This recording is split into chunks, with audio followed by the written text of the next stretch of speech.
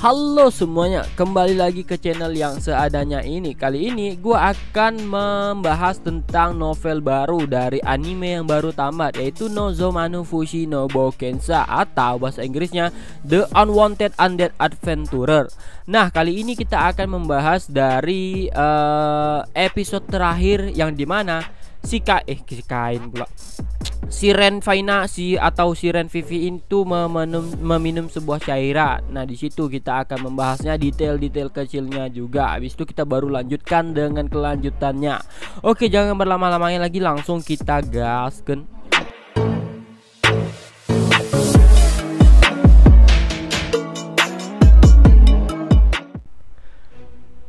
Nah, di episode terakhir yang anime itu kan sampai pada pembahasan yang dimana si Ren Faina atau Ren Vivi itu meminum sebuah cairan dari si Vivi ya.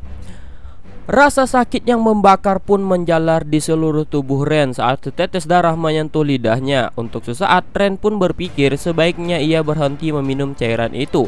Namun nalurinya tidak mengizinkan itu. Seolah-olah ia didorong oleh suara aneh dan tak terlihat di dalam imajinasinya untuk terus meminumnya. Akan tetapi, dalam kasus evolusi eksistensial, Ren pikir ia tidak punya pilihan selain mempercayai nalurinya. Ren pun memiringkan botolnya ke atas dan mengosongkan isinya. Botol kosong itu pun perlahan bergulir di atas meja. Botol yang dimaksud itu adalah alat ajaib yang berharga bagi Ren. Ren ingin meletakkannya di atas meja dengan benar sehingga tidak berguling atau berakhir dengan pecah, tapi ia tidak punya banyak pilihan untuk melakukannya.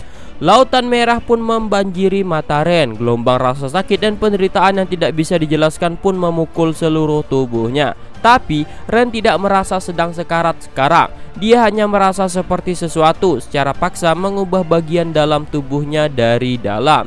Di tempat-tempat yang dulunya kosong dan semua kekuatan yang telah dirampas darinya sekarang mulai dikemas kembali satu persatu ke dalam dirinya. Hal-hal aneh itu tidak lain adalah organ hidup. Ren pun merasakan itu seperti sejumlah besar semut yang merayap di permukaan tubuhnya dengan kecepatan yang luar biasa saat pembentukan kulit itu terjadi. Seluruh proses itu pun sangat mirip dengan mabuk, hanya saja itu jauh lebih buruk. Bidang pandangannya pun terus berputar dan benda-benda di depannya pun tampak seperti terus-menerus dilanda gempa bumi yang hanya bisa ia rasakan sendiri. Ren pun mencoba yang terbaik untuk menenangkan dirinya, namun semua itu sia-sia dan Ren pun mengerti bahwa ada yang tidak beres yang terjadi pada dirinya. Pikiran-pikiran negatif pun terus membanjiri pikiran Ren tanpa rasa reda. Semburan itu pun segera membuatnya kewalahan. Sekarang Ren pun mengerti mengapa beberapa orang mati dalam proses itu karena tidak dapat menahan ketegangan, sementara yang lainnya menjadi gila. Namun Ren tampaknya bisa mempertahankan kewarasannya. Sejak menjadi mayat hidup, Ren pun memperhatikan kondisi mentalnya yang telah cukup menyimpang dari waktu ketika ia masih menarik napas. Sementara Ren berusaha untuk bertindak seperti manusia biasa agar dilihat sebagai seperti manusia oleh sebagian besar orang, sesuatu pun telah berubah dalam dirinya. Emosinya masih lemah dibandingkan dengan ketika ia masih hidup. Melalui waktunya sebagai skeleton, ghoul dan akhirnya troll, Ren pun entah bagaimana selalu berhasil membuat dirinya tenang dan relatif waras. Untuk beberapa alasan yang tidak diketahui, Ren pun tidak lagi merasakan emosi yang sekuat dulu.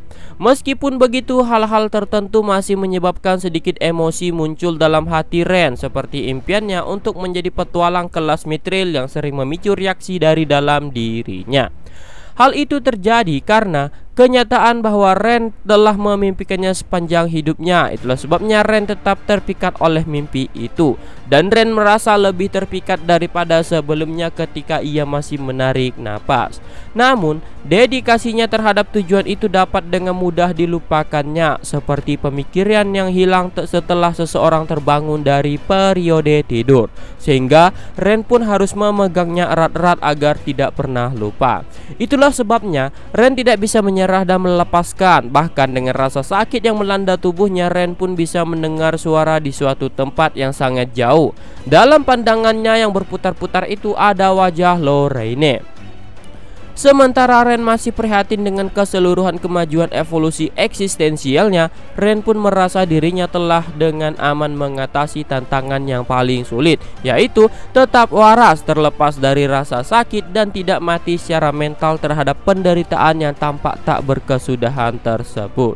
Ren pun akhirnya memutuskan untuk melepaskannya dan selubung kegelapan pun segera mengaburkan bidang pandangannya. Lalu ia pun jatuh dalam gerakan lambat. Saat kepalanya perlahan-lahan mendekati tanah, Ren pun bisa merasakan dirinya dibuai oleh sesuatu dan kemudian ia pun pingsan.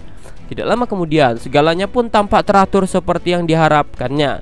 Itu adalah pikiran pertama yang terlintas di benak Ren ketika ia perlahan-lahan mendapatkan kembali akal sehatnya.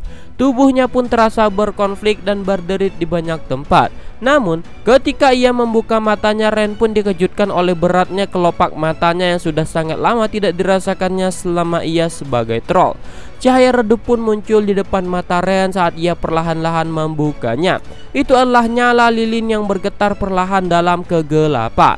Tempat itu dilengkapi dengan alat ajaib pemancar cahaya, tapi Lorraine meredupkan lampunya sebelum tidur dan hanya meninggalkan lilin redup di dekat Ren untuk memberikan cahaya jika ia bangun. Hal pertama yang Ren lihat saat ia membuka mata sepenuhnya adalah langit-langit dan bayangan yang dipantulkan ke atasnya oleh cahaya lilin yang redup. Ren pun menoleh perlahan ke sisinya ke arah sisi tempat tidur. Di sana duduklah dengan tenang si Lorraine dengan sebuah buku berat di pangkuannya sambil membalik halaman buku itu dengan lembut. Ren pun menatapnya sebentar sementara Lorraine terus membaca. Matanya pun segera melesat ke kiri atas halaman baru, lalu memperhatikan tatapan Ren dan langsung menyapa Ren. Ren pun bertanya kepada Lorraine tentang apa yang sedang ia baca. Atas pertanyaan Ren itu, Lorraine pun menutup bukunya dan menawarkan jawaban ketika dia mengusap jari di sampulnya. Lorraine pun menjawab bahwa itu adalah buku yang menggambarkan ekologi seorang vampir yang merinci berbagai jenis vampir yang menjelaskan perbedaan umum di antara mereka serta detail tentang semuanya, dimana ketika mereka meningkatkan kekuatan mereka, beberapa tipe vampir mulai menentang upaya klasifikasi. Namun klasifikasinya sama sekali tidak lengkap, seperti vampir yang telah hidup sangat lama dikenal sebagai vampir kuno, dan mereka memiliki putri vampir klasik yang muncul dalam cerita rakyat dan sejenisnya. Pada catatan lain, itu hanya rumor yang Lorraine dengar, tapi legenda di negara yang jauh pernah dibicarakan tentang Twilight Vampire yang entah bagaimana berhasil merebut seluruh kerajaan untuk dirinya sendiri. Namun, menurut Lorraine, itu adalah legenda sejati, tidak lebih dari itu. Anjir, Lorraine kok cantik banget cuy. Ren pun menanggapinya dengan mengatakan bahwa legenda mungkin masih memiliki kebenaran bagi mereka. Namun, Lorraine menunjukkan kelemahan fatal dalam argumen Ren. Tapi setidaknya, Ren harus menjadi orang terakhir yang mengatakan bahwa legenda tidak lebih dari dongeng. Namun, jika ia duduk dan memikirkannya, maka Ren bisa mengingat bahwa ia sudah mengalami sesuatu yang melebihi legenda khas yang ia dengar, yaitu dimakan oleh seekor naga dan kemudian berubah menjadi seorang monster. Meskipun seseorang juga bisa menjadi monster melalui beberapa ritual aneh atau minum darah vampir, namun peluang keberhasilannya relatif kecil. Ren pun tidak hanya punya pilihan selain mengangguk. Kemudian Lorraine pun mengucapkan selamat untuk evolusi eksistensial Ren dan senyum tipis pun muncul di bibirnya saat dia mengucapkan kata-kata tersebut. Sebenarnya, Ren sendiri pun tidak menyadari sampai Lorraine mengangkat tentang masalah evolusi itu. Sebagai balasan, Ren pun tidak bisa membalas perkataan Lorraine dengan baik ketika Lorraine benar. Namun dengan jujur, Ren pun merasakan perubahan yang cukup signifikan di seluruh tubuhnya. Karena Ren masih sangat grogi karena kebangkitannya itu, Ren pun tidak dapat memahami kenyataan situasinya. Sebelumnya, Ren memiliki semacam ketenangan mematikan selama waktu dia sebagai troll. Seolah-olah emosinya tetap konsisten dan datar kecuali ketika ia telah mengalami evolusi baru-baru ini. Bagaimanapun, dibandingkan dengan bagaimana ia sebelumnya, sekarang Ren merasakan emosi dengan cara yang jauh lebih kuat dibandingkan dulu ketika ia masih hidup. Namun, ia merasa kosong daripada dulu. Kekosongan dan ketenangan yang ia rasakan itu sangat jauh berkurang dari atribut mayat hidup yang secara literal kosong dalam rangga tubuhnya, melainkan hatinya juga terasa kosong. Tapi, Ren bisa merasakan isi perutnya sekarang.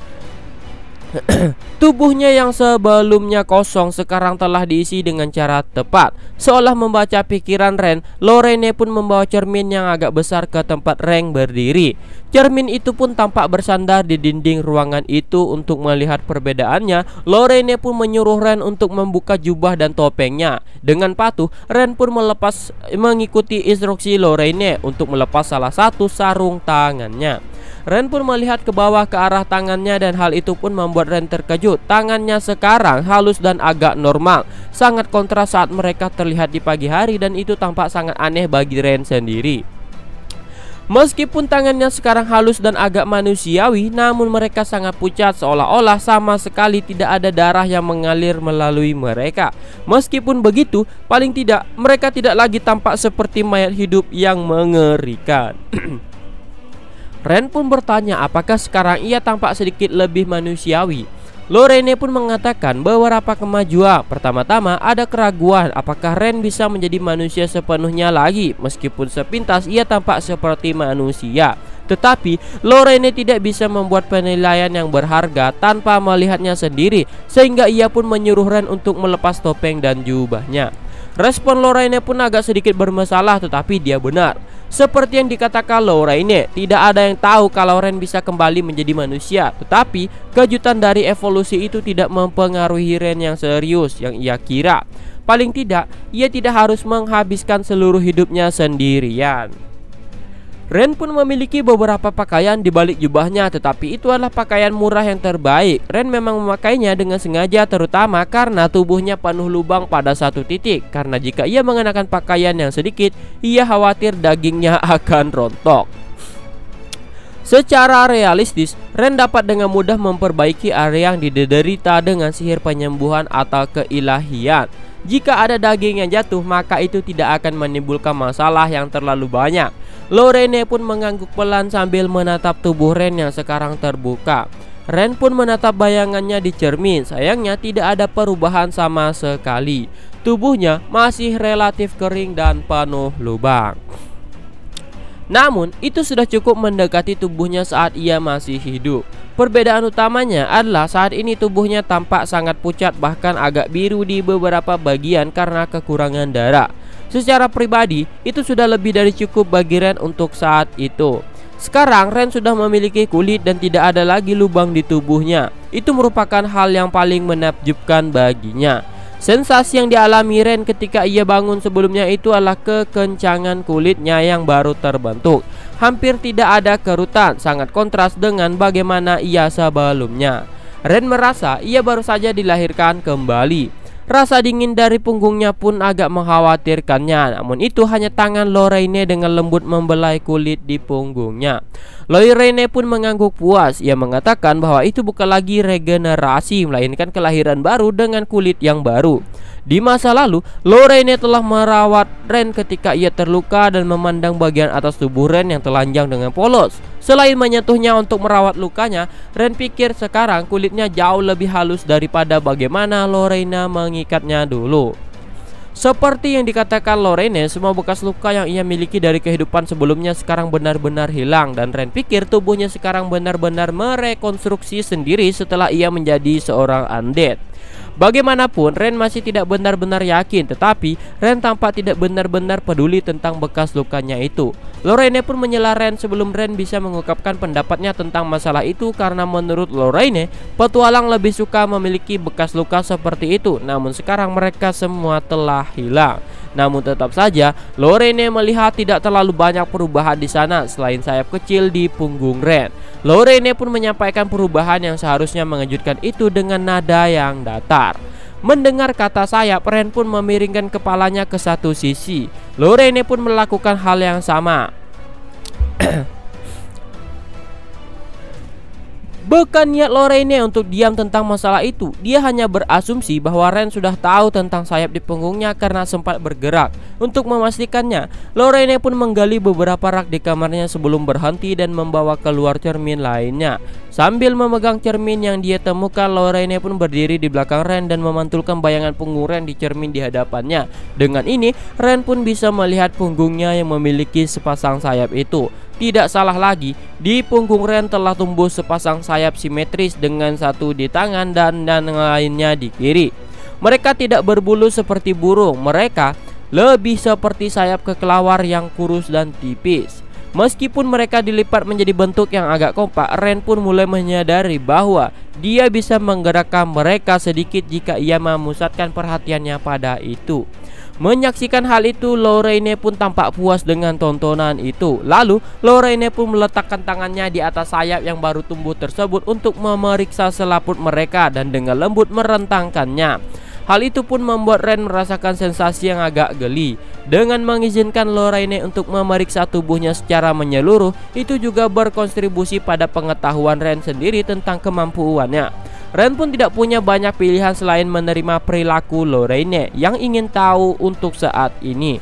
Untuk menjaga sayapnya untuk tetap diam saat Lorraine memeriksanya, Ren pun berdiri dalam keheningan. Namun, Lorraine masih tampak bingung dengan apa yang dilihatnya. Beberapa saat yang lalu, sambil memutar kepalanya, dia pun bergumam pada dirinya sendiri tentang pengamatannya. Lorraine pun mulai menyentuh sayap Ren dengan cara yang sedikit membuat Ren merasa digelitik. Sambil merilik ke arah cermin, Ren pun melihat sekilas ekspresi Lorraine yang sedikit tersenyum. Meskipun begitu, Ren tetap berusaha menjaga agar sayapnya tidak bergerak meskipun merasa geli sampai pemeriksaannya berakhir. Ren pun tidak bisa lagi mentolerir gerakan jahat Lorraine menjelang akhir pemeriksaannya. Tetapi memang benar, Ren tidak secara tersadar menggerakkan sayapnya pada waktu tertentu. Lorraine pun mengangguk setelah mendengar tanggapan Ren. Ia menyimpulkan bahwa Ren bisa menggerakkan sayapnya atas kemauannya sendiri dan sayapnya juga bisa bergerak tanpa sadar dari waktu ke waktu. Tampaknya Lorraine pun sampai pada kesimpulan yang aneh karena sayap Ren yang bergerak sendiri yang tentu saja dapat menghadirkan beberapa masalah sendiri jika Ren tidak bisa mengontrol pikirannya dengan baik. Hal itu dapat membuat Ren berjalan di jalanan dengan sepasang sayap yang menjulur di punggungnya. Lorraine pun mengambil apa yang tampak seperti pakaian murahan dan mengenakannya kepada Ren lalu memeriksa punggung Ren. Lorraine menilai itu memang tampak sangat menakutkan karena ada sesuatu di punggung Ren yang menonjol dan tampak gelisah sehingga itu tidak nyaman untuk dilihat.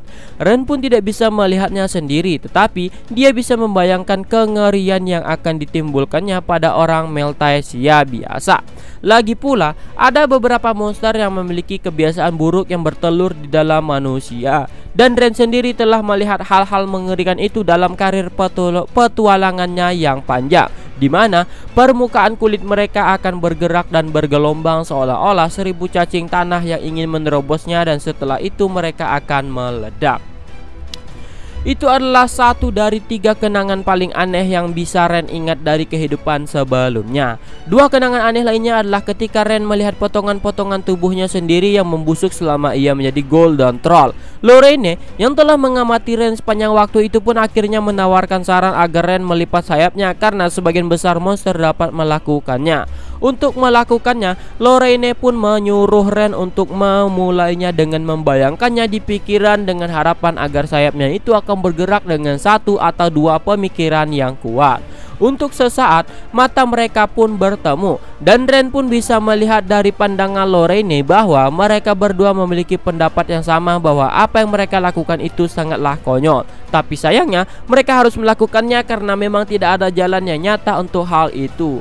Mengingat bahwa Ren adalah satu-satunya orang yang berada dalam keadaan yang begitu aneh itu, bagaimanapun akan lebih bijaksana lagi Ren untuk mengikuti arahan Lorraine untuk saat ini. Ren pun menutup matanya dan berpikir untuk melipat sayapnya kembali ke tubuhnya. Dengan kekuatan yang tiba-tiba, Ren pun merasakan sesuatu mendorongnya dengan ringan di punggungnya. Lorraine yang telah mengamati selama ini pun bersorak sedikit dan sangat terkesan saat dia menepuk punggung Ren, yang menandakan usaha mereka berhasil karena sayapnya telah dilipat dengan rapi sekarang. Sambil menggulung kemeja linen yang Ren kenakan, Lorraine pun menatap punggung Ren dan melanjutkan pemeriksaannya. Kemudian Lorraine pun bertanya apakah Ren merasa sakit jika terus menekuk sayap itu. Ren pun menjawab bahwa ia merasakan ada perasaan tertekan meskipun seolah-olah organnya ditekan ke dalam dirinya. Namun Ren merasa sayapnya tidak akan muncul begitu saja. Lalu tiba-tiba Lorraine pun berteriak dengan keras yang membuat Ren terkejut membari mengangkat cermin yang dipegangnya. Cermin itu pun memantulkan tampilan sayap-sayap Ren yang terpentang lebar. Ren pun hanya bisa membayangkan apa yang akan terjadi jika sesuatu mengejutkannya di jalan yang membuat sayapnya itu tiba-tiba keluar dari punggungnya. Namun Ren merasa beruntung mereka dapat mengetahui fenomena itu lebih awal, sehingga mereka pun dapat mengantisipasinya. Meskipun Ren berusaha menemukan solusi dengan Lorraine, namun masalah dasar yang ada itu tampak tidak terselesaikan. Itulah kesan yang Ren dapatkan dari percakapan mereka. Yang paling bisa ia lakukan saat ini adalah melipat sayapnya segera setelah ia terkejut dan menjaga sayapnya tetap terlihat sepanjang hari. Itu adalah dua solusi yang paling realistis untuk masalah itu. Memang tidak banyak penjelasan atau alasan untuk mengatasi hal itu, tapi Ren pikir ia tidak akan punya banyak pilihan dalam situasi seperti itu. Ren pun berpikir bahkan jika sayapnya menembus pakaian yang ia pakai, kemungkinan besar mereka tidak akan bisa menembus jubahnya. Karena menurutnya jubahnya itu cukup kuat untuk bertahan melawan serangan monster, sehingga dengan mempertimbangkan hal itu, kemungkinan jubahnya akan tetap utuh. Lalu kemudian sambil menatap punggung Ren, Lorraine pun bertanya apakah Ren bisa terbang menggunakan sayap-sayap tersebut. Sementara Ren khawatir tentang hal-hal aneh yang tiba-tiba tumbuh dari punggungnya itu, ia pun penasaran tentang fungsi dari organ barunya itu, sehingga ia berpikir ia harus mencobanya. Ren pun melepas bajunya dan merentangkan sayapnya. Namun sayapnya itu tampak tidak merentang cukup lebar. Dari pandangan sekilas saja pun sudah cukup untuk memberitahunya bahwa sayap itu secara fisik tidak mampu untuk terbang. Karena Ren sendiri tidak dapat menggunakan sihir terbang dalam bentuk apapun, jadi dia pun mengepakkan sayapnya sekuat yang ia bisa.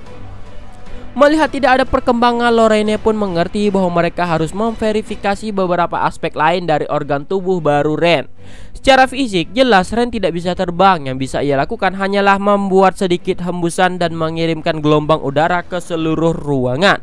Ren pun terus mengintensifkan gerakannya dan menolak untuk menyerah. Lorraine pun mengangguk dengan bijak dan memvonis bahwa sayap itu hanya berguna di musim panas saja sebagai kipas angin. Setelah mendiskusikannya beberapa kemungkinan, Ren pun menoleh ke arah Lorraine untuk mendapatkan jawaban. Lorraine pun menjelaskan bahwa monster dengan massa tubuh besar sering terbang dengan bantuan mana atau cadangan roh. Meskipun dia sendiri tidak tahu spesifik dan detail pastinya tentang hal itu, tetapi menurutnya itu layak dicoba jika tidak ada yang lain. Lorraine pun baru saja memikirkan beberapa kemungkinan sebelumnya, jadi dia pun sekarang punya saran untuk yang sah bagi Ren. Seperti yang diharapkan oleh Ren, karena Lorraine adalah tipe orang yang memikirkan semua solusi yang mungkin akan untuk suatu masalah. Tidak aneh jika dia sudah sampai pada kesimpulan itu bahkan sebelum Ren memikirkannya. Mengangguk pada Lorraine, Ren pun mulai memasukkan mana ke dalam sayapnya. Lorraine pun menyatakan kekaguman dalam suaranya sambil terus menatap ke arah Ren. Terbukti dari reaksinya, Ren pun telah terangkat dari tanah dan sekarang melayang di udara. Namun itu belum bisa disebut terbang karena Ren hanya terangkat beberapa senti saja di atas tanah. Ren pun mencoba banyak hal untuk meningkatkan ketinggiannya, dari memperkuat aliran mananya sampai ke mengepalkan dan melenturkan berbagai bagian tubuhnya. Sayangnya tidak ada yang bisa mempengaruhi ketinggian terbangnya. Kemudian Lorraine pun memberi beberapa tamparan keras di punggung Ren untuk menghibur Ren saat Ren menepuk pundaknya karena kecewa. Ren pun menundukkan kepalanya sedikit karena diliputi rasa kehilangan yang mendalam.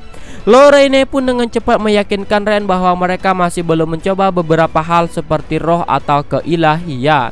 Merasa masih memiliki harapan, Ren pun membentangkan sayapnya sekali lagi. Dengan anggukan Lorraine, Ren pun memasukkan semuanya roh ke sayapnya dan suara aneh pun langsung memenuhi telinga Ren.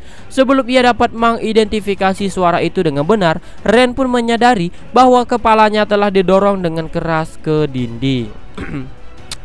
Suara khawatir Lorraine pun bergema di telinga Ren ketika kepala Ren tetap terkubur di dinding rumah Lorraine. Ren pun sedikit bingung dengan apa yang terjadi ketika ia perlahan menarik kepalanya keluar dari dinding. Sambil mengkhawatirkan kondisi Ren, Lorraine pun memasang ekspresi antara syok dan takjub di wajahnya. Bagaimanapun juga, saat ini mereka sedang berada di tengah-tengah eksperimen penerbangan yang seharusnya tidak berbahaya. Tapi pada akhirnya Ren telah berakhir dengan membenamkan kepalanya di dinding rumah Lorraine. Karena evolusi ekstensialnya, Ren pun tidak merasakan sakit sama sekali. Tapi hal itu tidak terjadi pada rumah Lorraine sehingga dia harus segera memperbaikinya.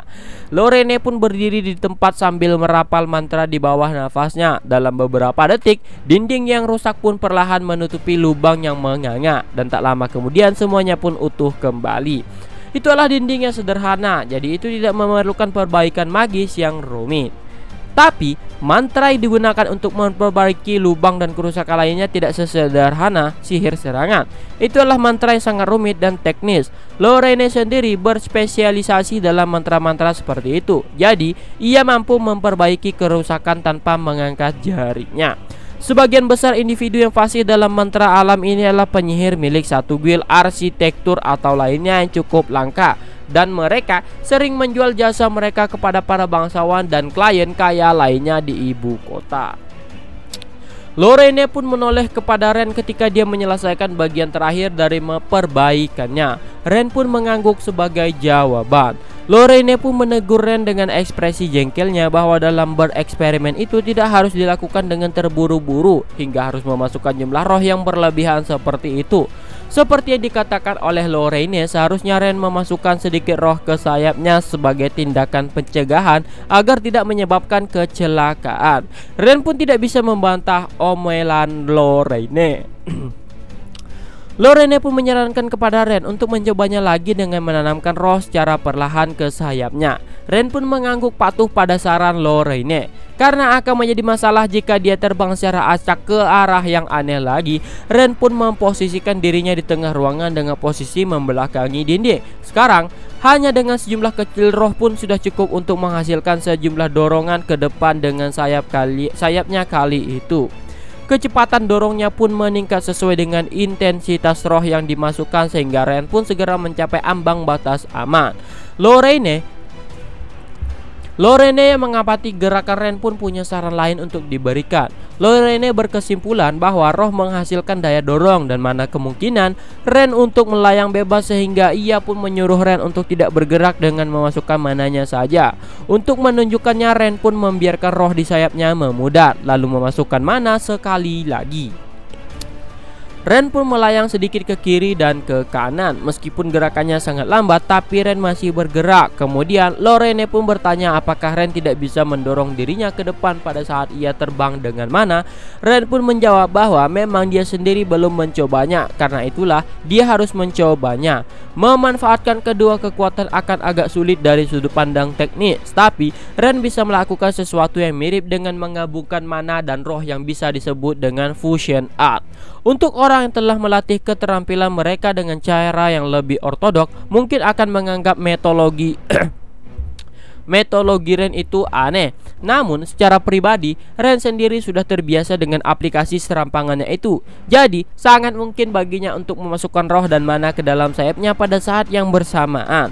Ren pun mulai menanamkan sejumlah kecil roh dan mana ke dalam sayapnya dengan cara yang agak memprihatinkan. Namun sekarang Ren telah bergerak maju cukup jauh dan bahkan ia dapat mengubah kecepatannya dengan mengubah jumlah roh di sayapnya. Dengan ledakan semangat yang kuat, Ren pun bisa terbang ke ketinggian yang signifikan lalu perlahan-lahan meluncur turun dari ketinggian seperti itu. Seperti memakai jetpack gitu ya. Kemudian sebuah pemahaman pun tiba-tiba muncul di benaknya. Saat Ren berkonsentrasi, dia pun segera menemukan jawaban dalam aliran energi yang mengalir melalui sayapnya. Tepatnya, itu adalah aliran energi yang terpisah, yang tidak seperti campuran volatil yang biasa ia gunakan dalam serangan fusion art mana spirit. Sayapnya yang seperti kelelawar itu terdiri dari membran lunak dengan struktur pendukung yang lebih kaku. Menurut pengamatan sang ilmiah si Lorraine, anjir, sebutannya udah kayak si peneliti sains gitu ya. Selaput itu adalah selaput terbang dan bagian yang kaku adalah tulang palang. Bagaimanapun juga mana mengalir melalui selaput tipis itu dan roh mengalir melalui tulang-tulangnya dalam aliran yang terpisah. Senyum lembut pun menerangi wajah Lorraine karena eksperimen mereka akhirnya berhasil. Kemudian dia pun melanjutkan untuk memulai eksperimen terakhirnya, yaitu keilahian. Keilahian dalam banyak hal merupakan kemampuan khusus yang kuat, tapi sifat keilahian seseorang juga bervariasi tergantung pada entitas yang telah memberikan berkat untuk memulai. Dalam kasus Ren, dia diberkati oleh beberapa roh yang telah mendiami tempat suci yang rusak yang harus Ren perbaiki. Dari apa yang Ren lihat, mereka adalah sejenis roh tumbuhan. Namun untuk menyalurkan keilahian semacam itu melalui sayap-sayapnya yang mengerikan itu, maka terlalu banyak variabel-variabel yang logis yang mungkin juga terjadi. Bagaimanapun juga Ren masih harus mencobanya, karena itu akan menjadi pengetahuan yang sangat penting untuk dimiliki, terutama dalam situasi hidup atau mati. Mengetahui senjata seseorang sama pentingnya dengan mengetahui kapan dan di mana menggunakannya. Itu adalah salah satu dari prinsip dasar petualangan, dan salah satu yang paling akrab dengan para petualang veteran. Dengan nafas yang mendalam, Ren pun menenangkan pikirannya dan mempersiapkan dirinya untuk apa yang mungkin terjadi. Perlahan tapi pasti dia pun merasakan keilahian yang mengalir ke sayap-sayapnya. Kata-kata aneh bernanda kekaguman pun keluar dari bibir Lorraine karena ia melihat sayap Ren yang bersinar. Sontak Ren pun terkejut dengan kata-kata Lorraine itu. Mendengar kata-kata Lorraine, Ren pun berbalik dan segera menatap bayangannya di cermin. Persis seperti apa yang Lorraine katakan, sayap di punggungnya pun bersinar terselubungi cahaya putih lembut yang terang dengan setitik cahaya yang jatuh dari mereka seperti serpihan salju. Ren pun bisa mengerti mengapa Lorraine sekagum itu. Cahaya yang menyelimuti sayapnya begitu fantastis dan hampir tidak bisa dipercaya sifatnya. Meskipun semua tampak baik dan bagus, tetapi Ren memiliki satu keraguan dengan sayapnya yang bercahaya itu. Ren pun merenung untuk memikirkan apa arti dari semua itu, karena perubahan yang terjadi pada sayapnya adalah sesuatu yang sama sekali berbeda. Keilahian Allah sebuah kekuatan yang kuat dan jauh lebih kuat dari mana dan roh, sehingga Ren berharap ada efek yang lebih nyata dan dramatis daripada hanya bercahaya. Namun, seolah-olah menyadari sesuatu, Lorraine pun berbalik. Mengikuti tatapannya, Ren pun menyadari bahwa Lorraine sedang menatap pot tanaman herbal ada di sudut ruangan. Itu adalah sejenis tanaman yang biasa Ren gunakan untuk keperluan kuliner yang sempat ditanamnya saat waktu luang. Lorraine pun tetap diam sambil mengamati tanaman itu dengan instan. Kemudian, dia pun menyadari bahwa tanaman itu tumbuh lebih cepat. Untuk memastikannya, Lorraine pun segera melangkah ke pot itu, mengambilnya dan memaparkannya ke cahaya sayap Ren. Lalu kemudian, ramuan dalam pot itu pun mulai tumbuh dengan kecepatan yang tinggi. Lorraine pun menyimpulkan bahwa jika Ren menanamkan keilahiannya ke dalam sayapnya, maka tanaman di sekitarnya akan tumbuh lebih cepat. Meskipun semuanya masih harus diteliti lagi. Sama halnya kayak di episode berapa itu ya, yang Ren sedang berlatih untuk melatih pedangnya yang membelah kayu-kayu itu kan. Lalu kayu itu menumbuhkan benih-benih gitu yang diambil oleh Klopp. Lorraine pun tampak senang pada kenyataan bahwa hipotesisnya ternyata benar. Namun Lorraine sadar bahwa pekerjaan mereka masih jauh dari kata selesai. Ren pun sempat berpikir apakah dirinya akan terbang dan sekali memberkati orang-orang dengan panen yang melimpah. Meskipun itu adalah pekerjaan yang mulia, namun Lorraine tidak yakin kalau Ren akan berhenti berpetualang untuk beralih profesi menjadi pedagang pupuk keliling. Seperti yang telah Lorraine duga bahwa Ren memang tidak tertarik sama sekali dalam perdagangan pertanian, karena tujuannya adalah menjadi petualang kelas mithril. Meskipun begitu, Ren yakin masih ada kegunaan lain dari keilahiannya yang belum mereka pikirkan. Seolah-olah muncul sebuah ide, Lorene pun merogoh jubahnya dan memegang sesuatu di telapak tangannya. Saat Ren bertanya apa yang ingin dia lakukan dengan pisau kecil di tangannya itu, Lorene pun dengan santai merespon pertanyaan Ren, menggores jempolnya dengan pisau tersebut. Kemudian, seolah menanggapi tatapan Ren yang penasaran, Lorene pun mendekatkan jempolnya yang terluka pada sayap Ren yang bercahaya. Seperti yang diharapkan, Lorene pun menunjukkan ibu jarinya yang langsung sembuh kepada Ren, sehingga Ren pun mengerti bahwa cahaya dari sayapnya memiliki kemampuan untuk menyembuhkan juga. Ren pun setuju bahwa mereka baru saja menemukan potensi penggunaan lain dari sayap yang bersinar itu. Sekarang Ren bisa berasumsi bahwa ketika ia terbang di satu area, dia juga bisa menyembuhkan orang-orang berada dalam jangkauannya. Karena sebelumnya ia hanya dapat menyembuhkan satu orang pada satu waktu. Lorene sependapat, jika Ren mampu menggambarkan dirinya dengan benar, bisa-bisa orang-orang akan menyembahnya sebagai utusan dewa karena dia bercahaya. Namun pemikiran seperti itu membuat Ren takut sehingga dia harus memilih kapan harus menggunakan kemampuannya itu dengan hati-hati. Tapi mengingat ia adalah seorang petualang solo, jadi sangat sedikit kesempatan untuk melakukan hal-hal seperti itu. Namun Lorene tampaknya tidak setuju dengan pernyataan Ren itu, karena ketika monster muncul berlipat ganda secara tidak wajar, petualang juga harus turun secara massal sebagai tanggapan. Sehingga mereka yang memiliki kemampuan penyembuhan area sangat diharapkan oleh guild. Meskipun dalam keadaan normal, para petualang dapat mengundurkan diri dari permintaan wajib jika mereka memiliki alasan yang masuk akal. Namun seorang penyembuh kemungkinan besar mereka akan diseret ke medan perang terlepas dari apa keputusan mereka. Ren pun sempat berpikir untuk menyembunyikan kemampuannya itu, namun hal itu akan bertentangan dengan nuraninya sebagai seorang petualang. Bahkan jika dia bukan lagi manusia, namun dia masih akan menjawab panggilan guild jika peristiwa seperti itu terjadi. Karena jika dia mengabaikannya, ada kemungkinan monster akan masuk ke mal. Jadi Ren tidak ingin menyesal karena mengabaikan peristiwa seperti itu. Yang harus dilakukannya jika peristiwa seperti itu terjadi hanyalah untuk terlalu menonjol agar identitasnya tidak terekspos. Maksudnya tidak terlalu menonjol ya. Untuk sementara Ren harus mencari solusi bagaimana caranya ia menggunakan kemampuannya itu di medan pertempuran. Atas instruksi Lorene, Ren pun berusaha terbang sambil menanamkan keilahian pada sayapnya. Sesuai eksperimen, Ren sebelumnya ketuhanan dan mana masing-masing mengalir melalui struktur yang berbeda di sayapnya. Dan ledakan terkait kecelakaan seni fusion pun tidak terjadi. Sayap baru Ren pun dikembangkan dengan evolusi terbarunya. Tapi Ren sangat bersyukur bahwa mereka telah direkayasa untuk tidak meledak saat bercampur. Namun bagi Ren, bisa terbang pun sudah lebih dari cukup.